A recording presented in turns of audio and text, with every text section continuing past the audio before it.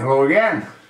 Well, one of my viewers sent me a rather interesting article. I'm going to attach the link. You're not going to have to look for it. It's on DC Clothesline.com. And the title is Boston Show Trial. Even marathon footage of suspects was faked. You want to read the entire article. It's most interesting and most revealing. What happened during a Boston Marathon was unexpected consequences. What it was a drill set up by Department of Homeland Security. And the drill was to simulate an attack. And what they did is they took it one step too far, and people actually died. But it was really only a drill. And I've made countless videos on the Boston Marathon drill. And you might want to go back and look at some of those previous videos and read the attached link. You're going to once again find it most interesting. You know, I did one particular video on the gentleman that supposedly lost both of his legs. And what you'll see is you'll see him being wheeled to an ambulance after both of his legs were blown off in that unfortunate development. Well, the problem is, as you can see, he's totally coherent. He's awake.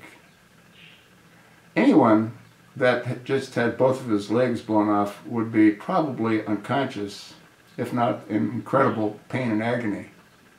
Yet he just sat calmly in the wheelchair, as he's being wheeled to an ambulance. I also attached some photographs of that particular individual when he was in the military. And unfortunately what happened to him was he had lost both of his legs in combat. I think it was in Iraq, might have been Iran, I'm not certain. In either case, Afghanistan possibly. It's the same individual, which explains why he wasn't unconscious or screaming in agony. What also became evident was within less than a week of that horrific event supposedly having taken place, he was at a Boston Bruins hockey game.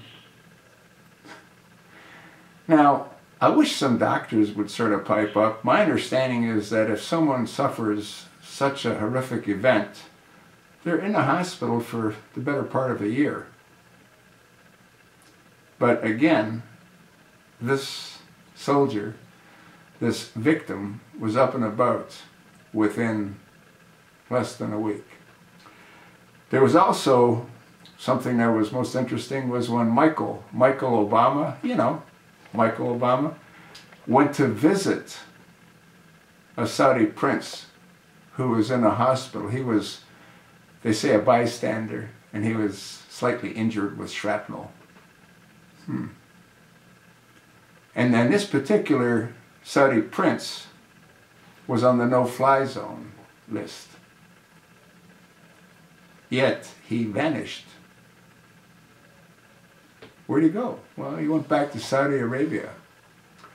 And there was also another video that I did which showed that same individual with his papa, another prince, as a guest of the chosen one in the White House. Once again, this was a drill that went horribly awry. When you take a look at the footage of the supposed explosion, you'll notice that it goes straight up. Yeah, sort of a blue-gray cloud goes straight up. That isn't how bombs explode. And I made mention of that as well. This administration will go down in history as the most corrupt administration ever. And they will be tied to these phony scandals like what they say took place in Boston, like the horrific shooting that Adam Lanza was supposed to have done in Sandy Hook, And I've talked about the Sandy Hook scenario countless times. The shadows of the people were going in the wrong direction at the time of the day that that incident was supposed to have taken place. There were no helicopters rushing back and forth to try to save the injured children. You had the coroner come out and start laughing when he talks about the carnage that he witnessed inside. I mean, yeah, they do try. Read the article. Decide for yourself. I've told you what I think countless times.